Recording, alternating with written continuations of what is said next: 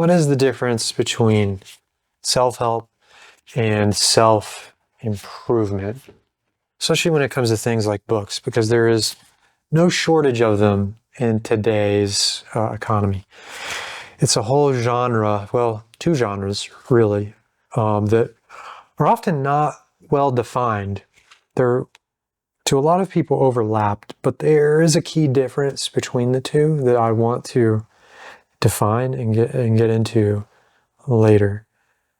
But I got into this because I do want to improve myself. So what better way to do it than by reading?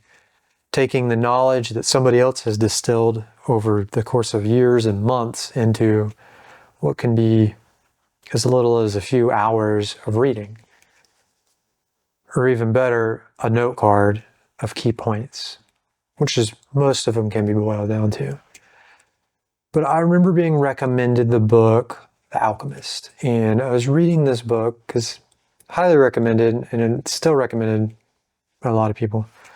But thinking like, what is this talking about? It is overly positive. It's unrealistic, to be honest. And I'm just not a fan of it. If you've ever read it, maybe you disagree. I don't really recommend reading it because I think it's a waste of time. But it just follows the story of some boy going through all these quote-unquote challenges. But everything works out, and it's all, the universe is like all the stars align, and it's all going to be good. But reality is not like that at all. And I think it sends a false message to people, setting them up for failure when they do encounter failure. I prefer books like Man's Search for Meaning that talks about the reality of the world and really overcoming things and the questions that people have about why there is suffering and why things do suck. And that's just how the world is. It's not everything's going to work out in the end. It often doesn't. And it's not a good message to send.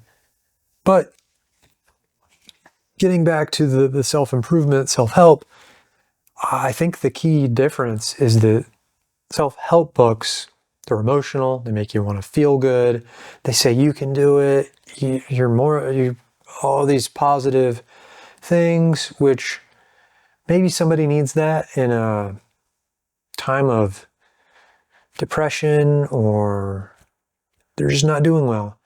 But the reality is that's not an end-all be-all. That doesn't really move you anywhere. It's not like a self-improvement type book that's not actionable. You need steps to take to improve the thing you want to do, whether it's communication or, like this one's, decision making. Daring Greatly, how to communicate and be vulnerable with people to improve relationships. I mean, Atomic Habits, literally about habit forming and what gets in the way of that, how to do it. And with these books, it's not about reading them for the sake of knowledge, but for the sake of learning a key step or two, or a key thing where you're at your stage in life.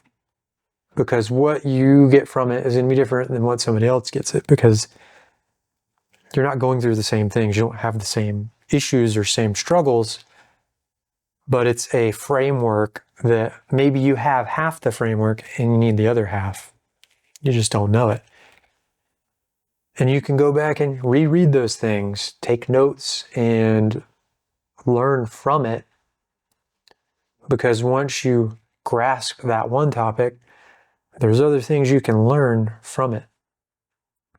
But too many people get caught up in the reading knowledge for knowledge's sake without the application piece. And if reading any type of book for the sake of entertainment can be fine, but don't fool yourself into thinking, oh, I'm reading this book, this self-improvement book, now I'm better. Well, not exactly. Just because I read a textbook on math doesn't mean I got better at math.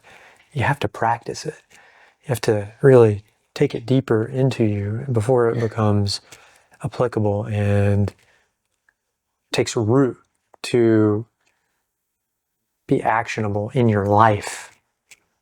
And it doesn't matter if it's self-help or self-improvement. It won't matter if it's just entertainment, which too much out there has just become entertainment.